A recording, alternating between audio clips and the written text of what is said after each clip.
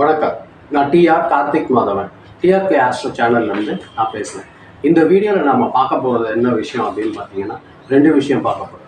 ஒன்று வந்து வழிபாடு, 2 வாழ்க்கை எப்படி இருக்கும், அதாவது என் வாழ்க்கை எப்படி இருக்கும் இப்படின்னு பலர் நினைக்கிறாங்க இல்லையா? அதுதான் நம்ம தலைப்பாக வச்சுருக்கோம். இந்த 2 தலைப்பை தான் நம்ம பார்க்க போகிறோம். முதல் தலைப்பு வழிபாடு. வழிபாடுனா என்ன அப்படின்னு பார்த்தீங்கன்னா, அது வந்து ஒரு ஆன்மீகத்தை சேர்ந்தது தான் வழிபாடு. நம்ம எல்லாரும் கோவிலுக்கு போகிறோம் இல்லைங்களா?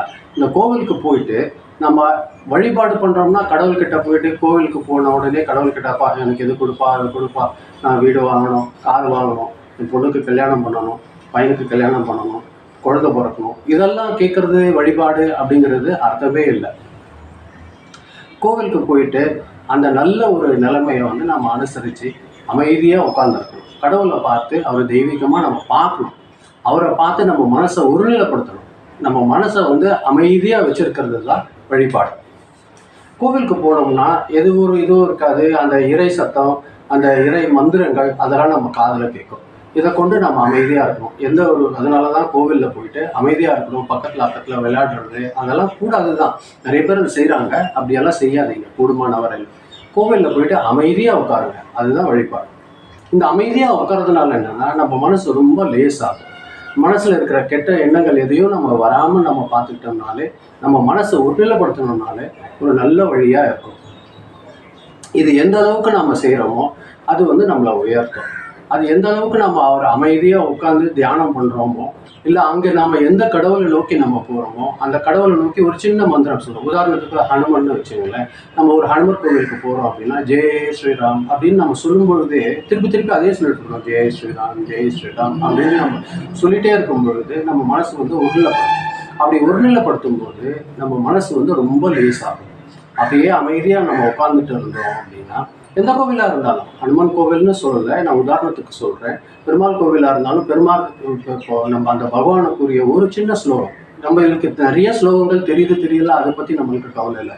நம்மளுக்கு தெரிஞ்ச ஒரு சின்ன ஸ்லோகம் எதுவாக இருந்தாலும் நம்ம அதை அமைதியாக நம்ம மனசுக்குள்ளார சொல்லிட்டு நம்ம கடவுளை மட்டும் நம்ம பார்த்துட்டு தியானம் அமைதியாக உட்காந்து நம்ம ஒரு நல்ல ஒரு அமைதியான அந்த கோவில்லையே பக்கத்தில் எங்கே நல்ல ஒரு இடம் இருக்கோ அந்த கோவிலுக்கு ஒரு மரம் இல்லைன்னா அந்த மண்டபத்தில் ஏதாவது ஒரு அமைதியான இடம் இருக்குன்னா அந்த இடத்துல உட்காந்துட்டு நம்ம அமைதியாக மனசை ஒருநிலைப்படுத்தினாலே போதும்.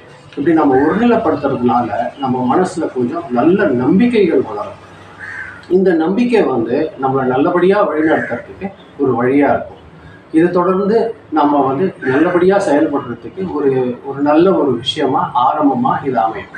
என்னை பொறுத்த வரைக்கும் என்னென்னா, வாரத்தில் ஒரு நாள் ஏதாவது ஒரு நல்ல நாள் உங்களுக்கு எது பிடிச்சிருக்கோ அந்த நாளில் தொடர்ந்து அந்த நாளில் போயிட்டு ஒரு அரை மணி நேரம் கோவிலில் செலவழிச்சிங்கன்னா, அதாவது தினமும் பூஜை நடக்கிற ஒரு நல்ல கோவில்களில் போயிட்டு நம்ம உட்காந்து அமைதியாக தியானம் பண்ணுறோம், அமைதியாக நம்ம மனசை ஒருநிலைப்படுத்துகிறோம்னாலே நம்மளுக்கு ஒரு நல்ல வழி ஏற்படும். அப்படிங்கிறது தான் இந்த வழிபாடு அப்படிங்கிற ஒரு தலைப்பில் நான் சொல்லணும்னு நினைக்கிற ஒரு விஷயம்.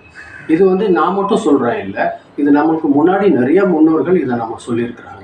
இந்த வழிபாடு இப்படி தான் செய்யணும். நம்ம அங்கே போயிட்டு இதை கொடுப்பா அதை கொடுப்பா, கடவுளுக்கு தெரியாதா நம்மளை உருவாக்கின ஒருத்தருக்கு நம்மளுக்கு எது கொடுக்கணும் எது கொடுக்க வேண்டாம், இது பண்ணணும் அப்படிங்கிறது கடவுளுக்கு நல்லாவே தெரியும். நம்ம அமைதியாக உட்கார்ந்துருந்தாலே நம்மளுக்கு வந்து போதுமானதாக அவர் நம்மளுக்கு எது தேவையோ அது கண்டிப்பாக தருவார். நம்ம அமைதியை எப்படி உருவாக்குறோம் நம்ம மனசில் அப்படிங்கிறது தான் மிகப்பெரிய ஒரு விஷயமா இருக்கும். இதுதான் என்னோட முதல் விஷயம். 2வது விஷயம் என்னென்னா, பொதுவாக ஜாதகத்தை எடுத்துக்கிட்டு நம்ம பார்க்கும்பொழுது என் வாழ்க்கை எப்படி இருக்கும் அப்படிங்கிறது தான் 2வது கேள்வி எல்லாருக்குமே இருக்குது. என் வாழ்க்கை எப்படி இருக்கும் அப்படிங்கிறது வந்து ஒருத்தரோட பிறந்த கால ஜாதகம் பார்த்தீங்க அப்படின்னா, அந்த பிறந்த நேரத்தில் கணிக்கப்பட்ட ஜாதகம் அப்படிங்கிறது வந்து மிக துல்லியமாக சொல்லக்கூடியது. இந்த ஜாதகத்தில் முதல்ல துல்லியம் தெரிஞ்சுக்கிட்டோம் அப்படின்னா, அதாவது அது எந்த லக்னத்தில் பிறந்திருக்கிறாரு அந்த ஜாதகர், ஆணாக இருந்தாலும் சரி பெண்ணாக இருந்தாலும் சரி, எந்த லக்னத்தில் பிறந்திருக்கிறாரு, அதை தொடர்ந்து அவர் எந்த சந்திரன் அவருக்கு எப்படி எந்த கிரகத்தில் வாய்ச்சிருக்கிறாரு, அது வந்து அவரோட ராசியை சொல்லும். இந்த சந்திரனை தொடர்ந்து சனி பகவான் எங்கே இருக்கிறார் அந்த ஜாதகத்தில் அப்படிங்கிறத பொறுத்து அவர் எந்த திசையை பொறுத்து நடக்க போகிறாரு அப்படிங்கிறத சொல்லும். இதோட ராகு கேது இந்த 4 கிரகங்கள், அதாவது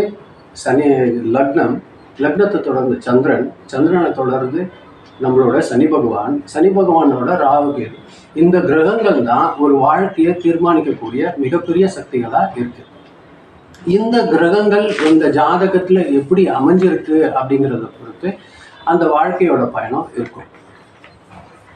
அந்த வாழ்க்கை எதை நோக்கி போகுது அப்படிங்கிறது வந்து, எந்த திசையை நோக்கி போகுது அப்படிங்கிறது வந்து அந்த அதுதான் தீர்மானிக்கும். சனி பகவான் அவர் எந்த மாதிரியான நிலைமைகள் இருக்கிறாரு, எப்படி அவர் செயல்பட போறாரு, அவர் செய்கிற வேலையை வந்து அவர் நிதானமாக கவனிச்சுட்டே இருப்பார். அந்த ஜாதகர் எப்படி செயல்படுறாரு அப்படிங்கிறத சனி பகவான் வந்து நிதானமாக கவனிப்பார். அவர் நம்மளை தண்டிக்கலாம் மாட்டார். நம்ம செய்கிற வேலையை பொறுத்து நம்மளுக்கு நிறைய கொடுக்கக்கூடியவரும் சனி பகவான் தான். நல்ல ஒரு வழி நாம் நல்லா நடந்துக்கிட்டோம்னா, நாம் எப்படி நல்லவனா கேட்டவனா அப்படிங்கிறத அவர் சனி பகவான் பார்க்கறது தான் அவரோட பிரதான வேலையாகவே இருக்க போகுது. அவர் நம்மளுக்கு தண்டினா பண்ணணும் அப்படிங்கிறது வந்து நாம் நடந்துக்கிற நடமையை பொறுத்து தான். நாம் நல்லபடியாக நடந்துக்கினா நம்மளுக்கு நிச்சயமாக சனி பகவான் நல்லது தான் தருவார். ராகு கேது பொறுத்த வரையில என்ன பண்ண போகுதுன்னா, நம்மளை வந்து பிரம்மாண்டமாக சிந்திக்க வைக்கக்கூடியது ராகு. நம்மளை வந்து தெய்வீகம் ஆன்மீகத்தை நோக்கி வழிநடத்தக்கூடியவர் வந்து கேது பகவான்.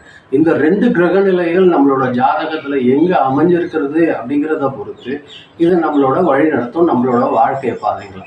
இது நான் முன்னாடியே சொன்ன மாதிரி கோவிலில் போயிட்டு வழிபாடு மூலியமாக நம்மளை வந்து தியானம் அது மூலியமாக நம்ம எந்த பகவானை நம்ம தொடர்ச்சியாக வழிபடுறோமோ அதை பொறுத்து நம்மளோட வாழ்க்கை திசை நல்லபடியாக செல்லும் அப்படிங்கிறது தான் இந்த ஜாதகத்தில் பற்றி நம்ம வந்து தெரிஞ்சுக்க போகிறோம். இது ஒவ்வொரு ஜாதகமும் அந்த லக்னம் இதெல்லாம் பொறுத்து தான் நம்ம தீர்மானமாக நம்ம சொல்லக்கூடிய ஒரு விஷயமா இருக்க போகுது. இந்த விஷயங்கள் 2 விஷயங்களை தெரிஞ்சுக்கிட்டாலே நம்ம அமைதியாக அடுத்தடுத்து விஷயங்கள் வந்து எப்படி நடக்க போகுது, நாம் எப்படி கிட்டத்தட்ட நம்மளுக்கு தெரிய வந்துடும். நல்ல ஒரு தியான வழிபாடு நம்ம செய்ய ஆரம்பிச்சிட்டோம்னா அதை தொடர்ந்து நம்மளோட வாழ்க்கை எப்படி இருக்குங்கிறது ஜோதிடர் தான் சொல்லணும்னு அவசியம் இல்லை.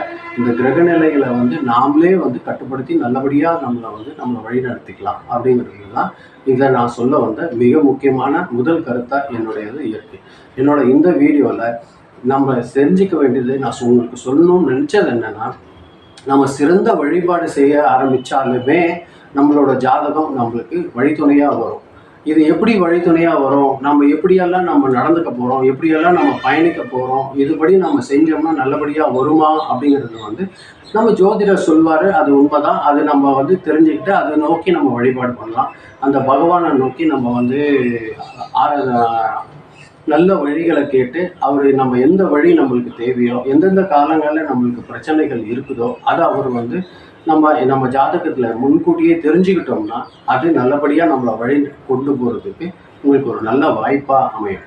இது தெரிஞ்சுக்கிட்டோம்னா இந்த 2 வழி, அதாவது நம்ம வழிபாடு, நம்ம வாழ்க்கை எப்படி போக போகும், இந்த 2 விஷயங்களும் நம்மளை மிக நல்லபடியாக வழி நடத்தும். இதுதான் இந்த வீடியோவில் நான் சொல்ல விரும்புகிறேன். இது நான் உங்களுக்கு ஓரளவுக்கு நான் சொல்லியிருக்கிறேன்னு நினைக்கிறேன்.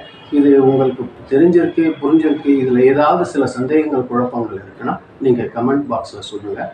என்னோட சேனலை வந்து தொடர்ந்து நீங்கள் கவனிச்சுட்டே வாங்க. நல்ல நல்ல ஆன்மீக விஷயங்கள், ஜாதகத்தை பற்றியான விஷயங்கள் எல்லாமே நம்ம தொடர்ச்சியாக சொல்லிட்டு இருக்க போகிறோம்.